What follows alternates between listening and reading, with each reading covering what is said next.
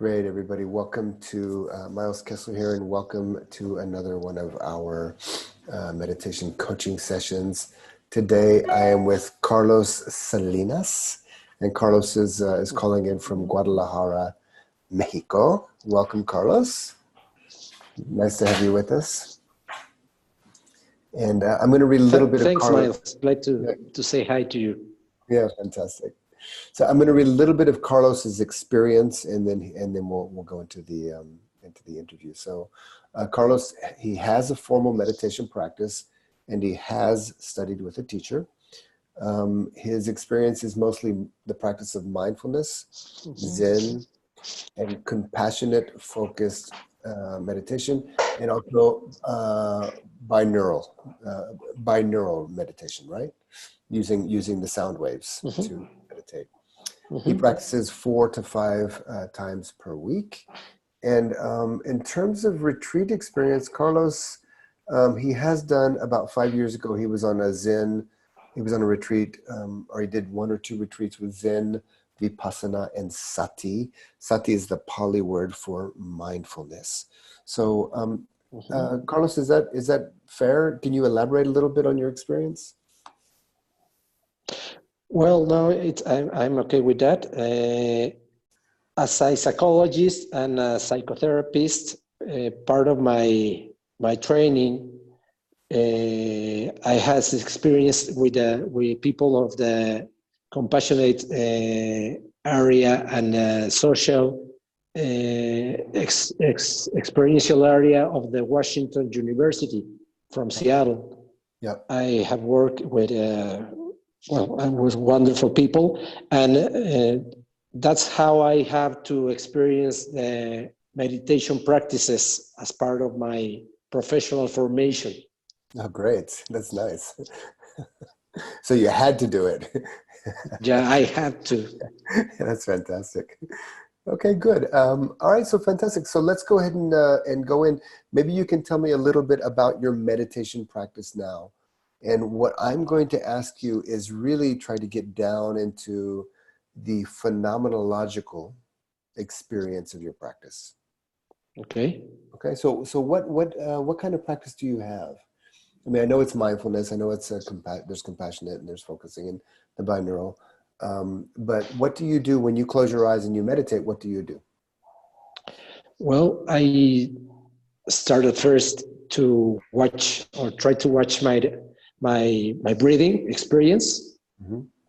Try to have a conscious or an awareness about my body.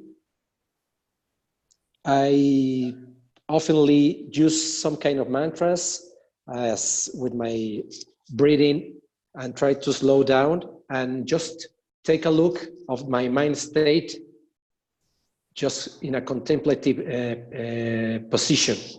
Okay, great. With no manipulation, no changing, no altering the mind state. No. Okay, fantastic. All right, so there's a combination of things that you're using there. First, excuse me. Let me first ask you about the mantra. How are you using a mantra? Well, when I breathe in, I use the word in my inner dialogue. Just when I exhale, I just use the mantra here. Okay. Right here. Sorry, not just, it's right here. Okay, good. Right here for 3-4 times. And then if I try to focus on a particular situation or phenomenal issue that I have trying to going forward to, I use also the mantra, write this. Okay. Write this. It's what I am doing. I'm breathing in, breathing out. Write this. It's what I'm thinking. If some kind of accurate ideas start to appearing in my mind screen or something like that. Okay, so if many thoughts reappear, you say write this. You say it about the thought. Write this. It's what I'm. It's that I'm doing. that I having the thought about this, right? This. Okay, fantastic. Now, how long do you use the mantra right here? For just a few moments Uh, or a few minutes? yeah, 4 or 5 times probably. Okay, great. And that's at the beginning of the practice. Just, just the beginning of the practice, and just to try to focus my attention just in the right here and then in the right this. Okay, very good. And how long do you use the right this? How often or how Uh, long? well, it's not always, it's sometimes. In other times, mostly I like to use the guided meditations. So in that kind of stuff, I use also the, what's the name of this, of the John Kabat-Zinn, Mm-hmm. some meditations of the Tara Brach, Right. Good. also, and I like a lot the mountain meditation. Mm-hmm. That one that starts with setting your feet as roots on the ground, and then your head like pointing to the sky, something like that. Okay, fantastic. And then you said you also use the binaural beats, the brain waves. Yeah, the brain waves, and that's just only listening the sound. Right. And how often do you do that? Probably 1 or 2 times a month. That's not my. Okay. That's not one of my most, but the other ones, yes, the mindfulness ones. Okay, great. So the two mantras that you use and the guided meditations, you use those more regularly. Yeah, and the compassionate ones, when I'm an ambassador for the ACL model, that awareness, courage, and love of maybe Sai, here in Guadalajara. So I try to use that kind of meditations about the awareness, the courage, the love, and the compassionate posture. Fantastic. Okay, great. Now, and all of those practices, all of those mantras, and the guided meditation, and the awareness and love practices that you do, they act as a way. They serve to ground you in the present moment. Yeah, sure. Yeah, okay. It is. Now, do you ever use just mindfulness, pure mindfulness? At most, yeah. Mostly, yeah. Okay, so you use the mantra and then the guided meditation as a way to ground you in the present moment. Then you let them go. Then I let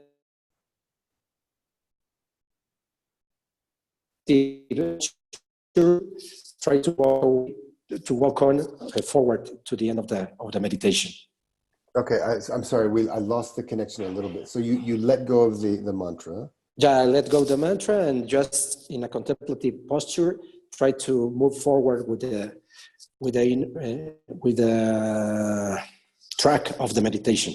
Okay, fantastic. Okay, so we have what you call the contemplative model, which is more of a pure mindfulness. And then the mantra is actually something that we do to anchor ourselves in the present moment, anchor ourselves in the body right here, right now. A guided meditation is very good for that as well. So those are all good practices. So keep doing those. Those are going to always bring you back.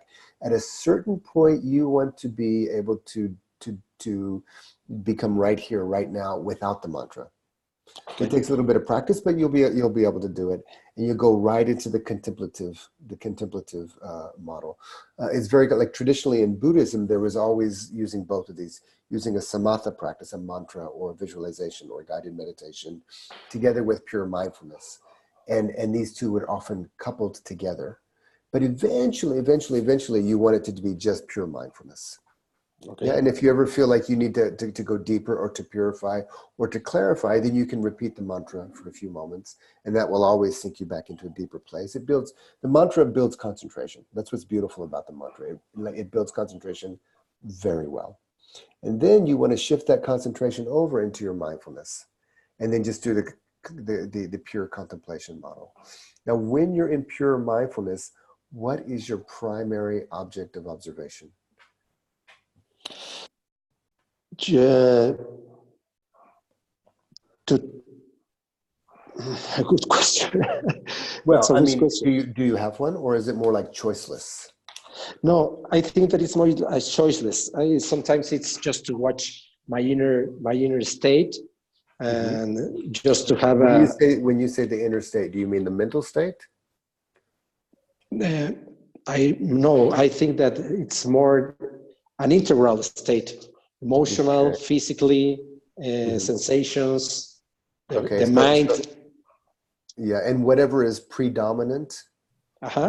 that's what you pay attention to. So if the emotions are predominant, you pay attention. If the Yeah, mind is predominant, if there's a pain in the body, you pay yeah. attention to that.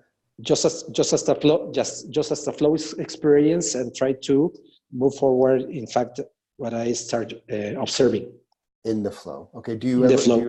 Do you ever just pay attention to the breath in your Yeah, contemplation? yeah, yeah, Okay. sure.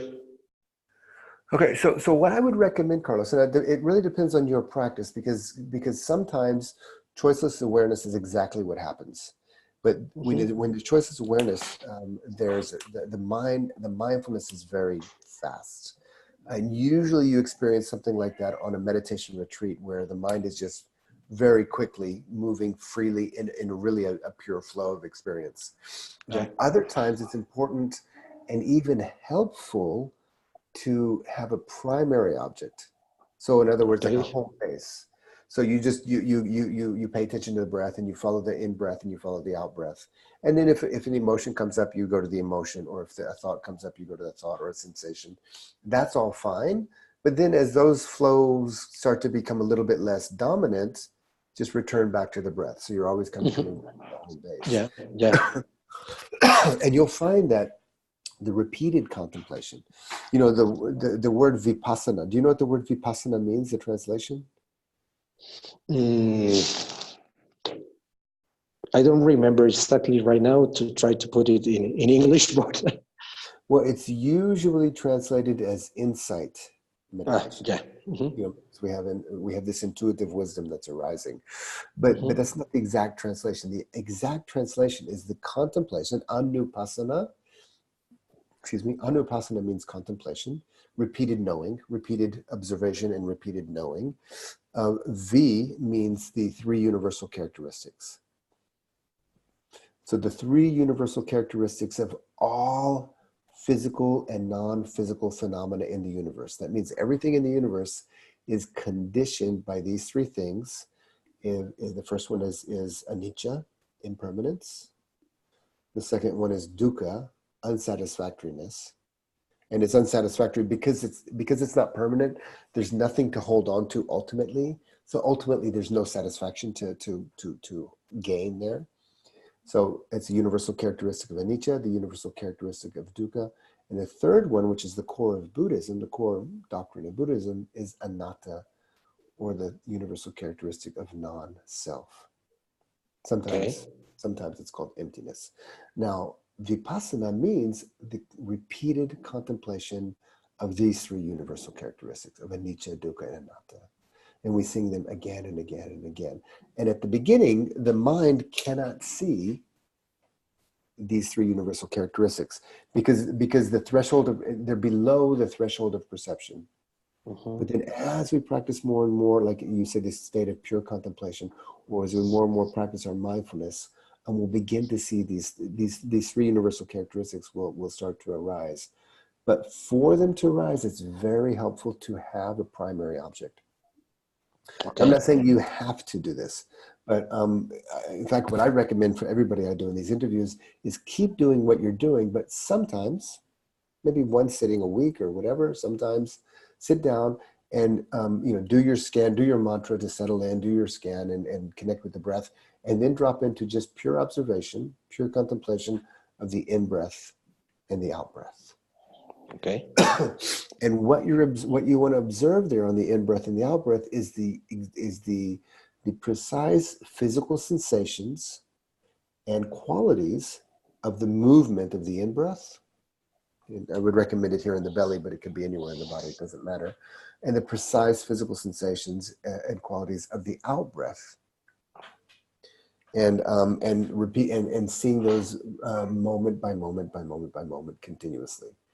Now, it's really hard to stay with the in-breath and the out-breath continuously because thoughts arise and maybe an emotion arises, a feeling arises, whatever.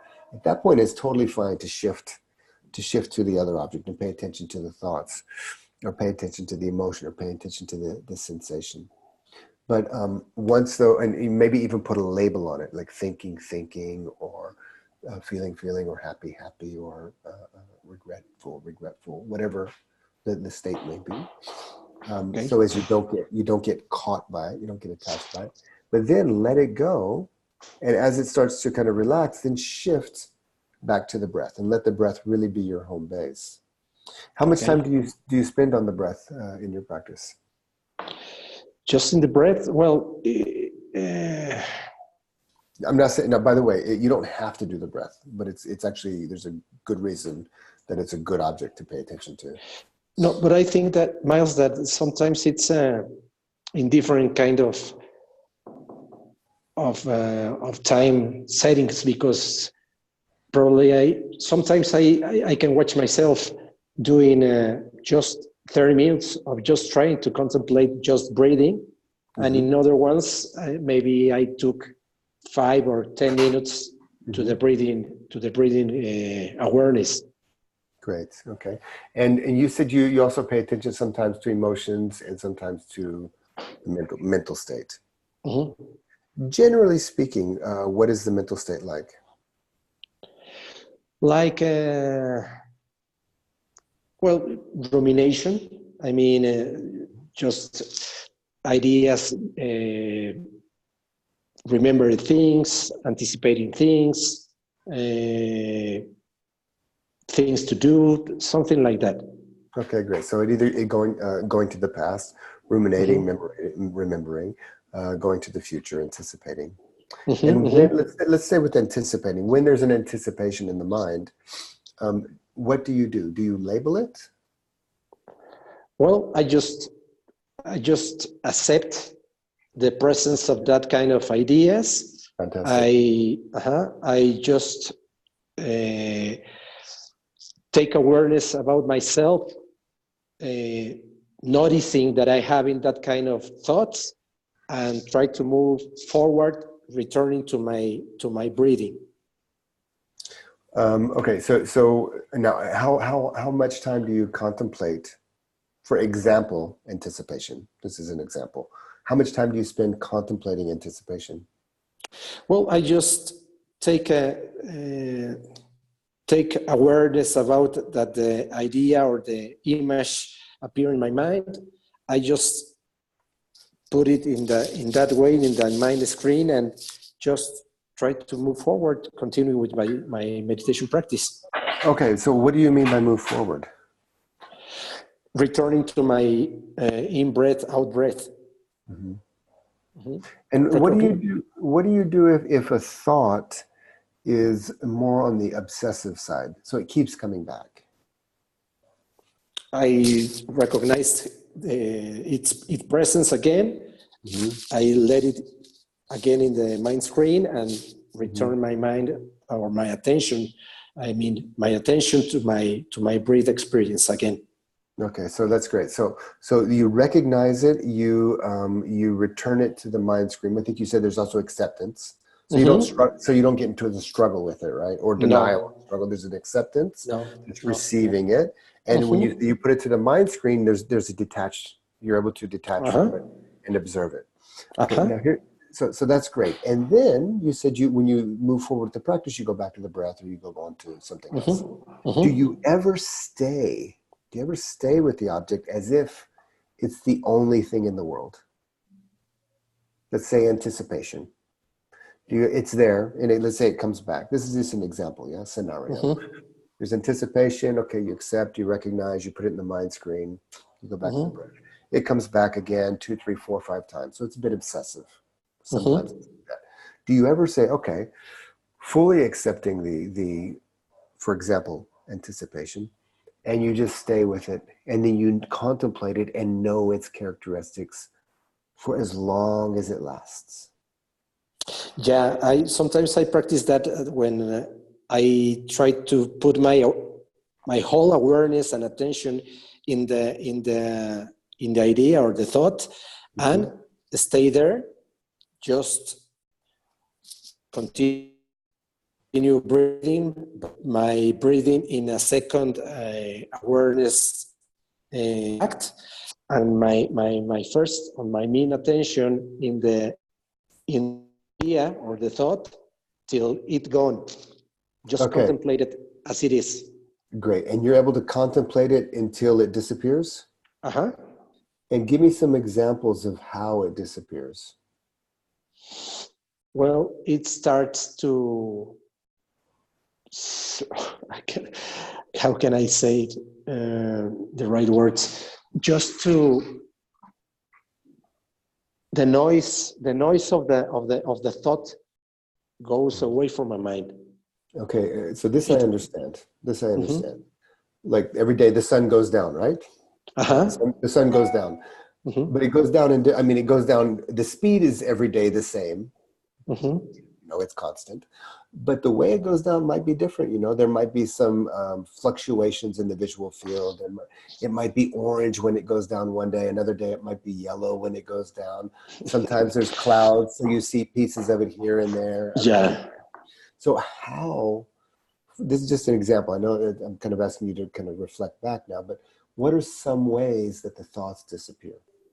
Like if the thought moves away as a distance, as how do you say this? As leaves in the water. Okay. As leaves on the water, or when you smaller and smaller. Smaller, or when you watch the drop of water, mm-hmm. boom, and the vibes in the water. The some moment, and the scene, and some moment it disappears. It like diffuse, it disperses like that. Mm-hmm.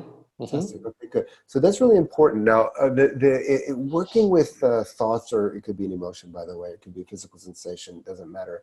But what you want to be able to do, and this is probably, the fact is you can't see objects disappear unless the conditions are right. So you already have to be in a relatively deep state. You already have to be able to see dissolution. That's why I'm asking you, how do you see it disappear? Because it's very important. Most, like let's say beginner meditators, they don't see this at all. They don't see it. It was there, then they're doing something else and they notice, okay, it's not there anymore. But you, excuse me, you want to create the capacity or the ability to observe things, contemplate things in their dissolution. Now, it takes some practice to do that. And there's a lot of things that you have to kind of build in on the way. But I want to stay with this because that's what came up in our in this discussion. So sometimes when a thought comes or an emotion comes or an idea, as you said, comes, stay with it with full acceptance, like you said, but also with full patience. So that's the meditation. Because you said, and then I get on with the meditation. Well, actually, that is the meditation. That's what mindfulness is. And you probably know this being being in psychology, that, the healing of the mind-body, the rebalancing or the healing or the integrating of old traumatic experiences or unintegrated aspects of the self only happens when we have the capacity to be fully with it. And then it starts to, then it all comes back up and it starts to process again. And that process is the process of integration. But it's only with mindfulness.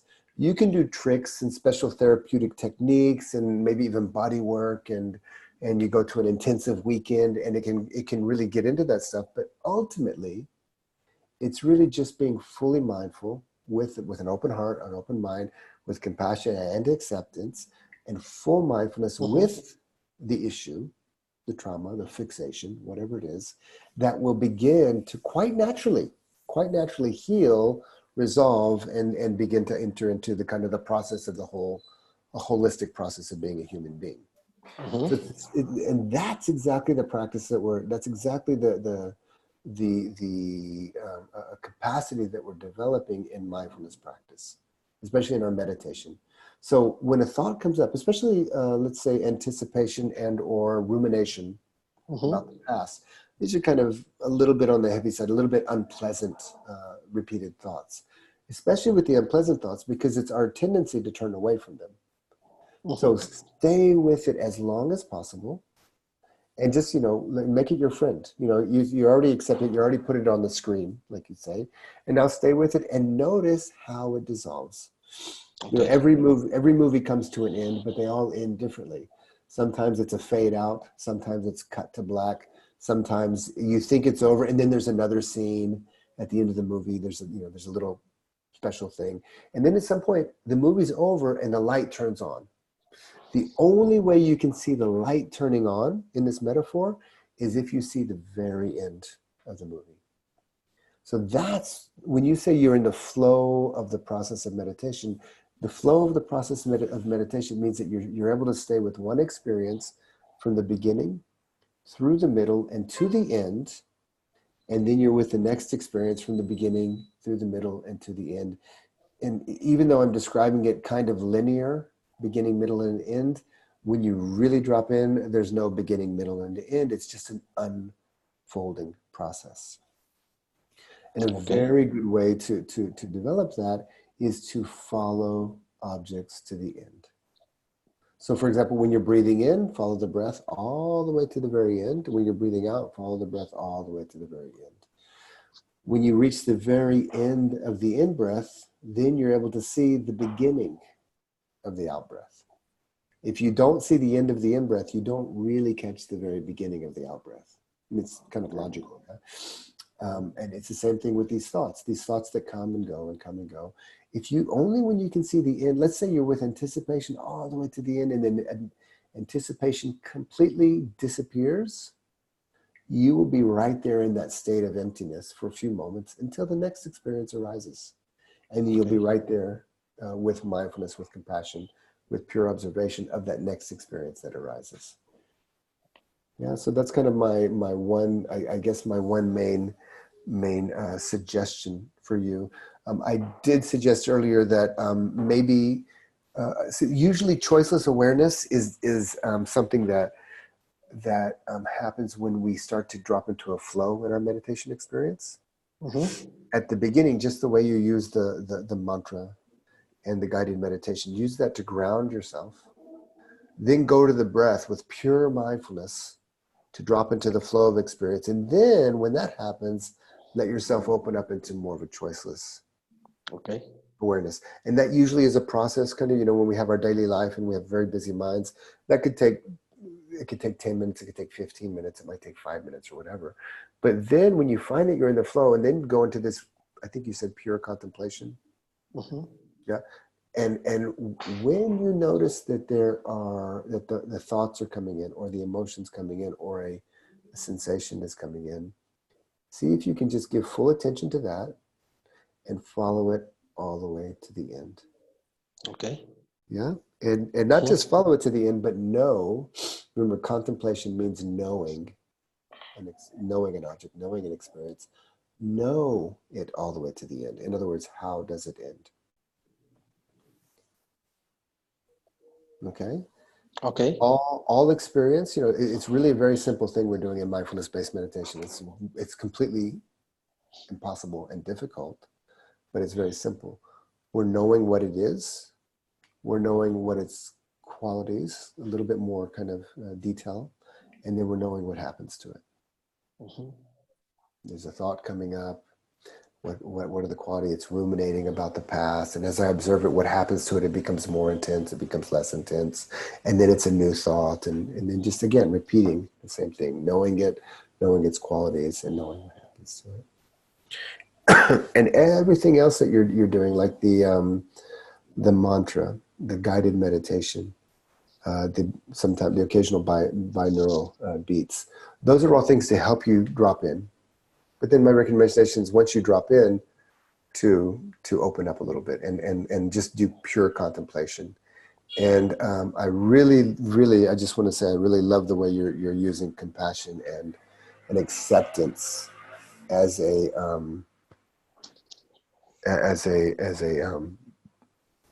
how can I say this?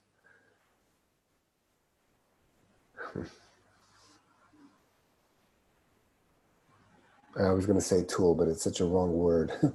But as a method to support as a support for your meditation practice. Yeah. But even that, at some point, it'll open up to the point where you're just full acceptance. Everything is full acceptance, and everything is full compassion. And then if you ever feel that the regrets are coming in, or the rumination, or the anticipation, accept that. Yeah. And if there's a heavy thought, especially heavily connected to a heavy emotional thought, then some compassion is good. And if there's some negative thoughts about other people, compassion and loving kindness, that actually helps to balance it out. And when you find it's balanced again, then pure mindfulness or pure contemplation. Okay. All right. Yeah, sure. Thank you. You're welcome. So tell me, before we finish off, do you have any questions about the practice? Well, no, I think that it's pretty clear. I mean, you do it very in a kindly way, so I appreciate that. I also have experienced a little bit of struggling at first, because I understand you very well and I know how to speak in English, but I'm not used to do it oftenly in my daily life. So it's like a big old car. I need to let the machine start getting warm. So thank you very much. And I'm interested when you are going to advise your next training. Okay. Well, okay, so here's my future plans. I have, next month, I have a new meditation course starting. That's what I read. Uh-huh. Yeah, but it's called Meditation for Aikidoka. So it's connected with Aikido. So it could be interesting for you. It could be interesting for you because you come from ACT. It's much more about the inner process of Aikido. So you're very welcome to join that one. And then in March or April, I'm going to be starting a new ongoing course, which is called the Meditation Discovery Cycle. And we'll be meeting, we're regularly meeting, and it's an ongoing open course in a way. The course next week, that starts next month, is a 2-month course. It's an 8-week course. And then the one that I'm starting in April is just going to be an ongoing. It's going to go with no end. Okay. So, and that's going to be much more purely about meditation, but it's a discovery cycle. So we work through the four cycles of meditation in the body, meditation in the meditation in the mind, meditation in the heart, which is the acceptance, the commitment, and the loving kindness aspect, and then meditation in the spirit. And then we cycle back around, meditation in the body, meditation in the heart. So we spend like a month on each one of those domains. Well, it sounds great. Yeah, it's fantastic. We'd love to have you. I'd love to have you join us, Carlos, if you're interested. And you are going to do it online? Online, the way we're doing it now. Yeah, except instead of 2 boxes, you'll see 40 boxes, 60 boxes. Okay, great. It'll be everybody from all around the world. Well, what I would like to when you have the exact dates, to watch the email. I think. Mm-hmm. Yeah. Okay. So you're on my mailing list. Yeah. Great. So Carlos, you will get information about this. Don't worry. Okay. Okay. Sure. Right, fantastic. And Carlos, I'm gonna upload this video probably tomorrow, so you'll be able to see it on the YouTube channel.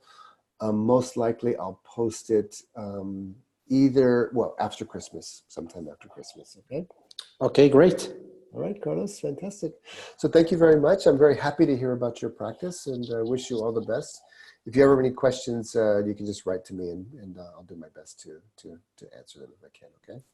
Thank you very much. And receive my regrets. Your regrets about what? No, my regards. Sorry. Regards, yes. Yeah, receive my regards, no regrets. Thank you so much. And Feliz Navidad. Feliz Navidad. Okay, all right. All right, Carlos. Thank you very much. All the best. Thanks to you. Same to you. Ciao. Ciao.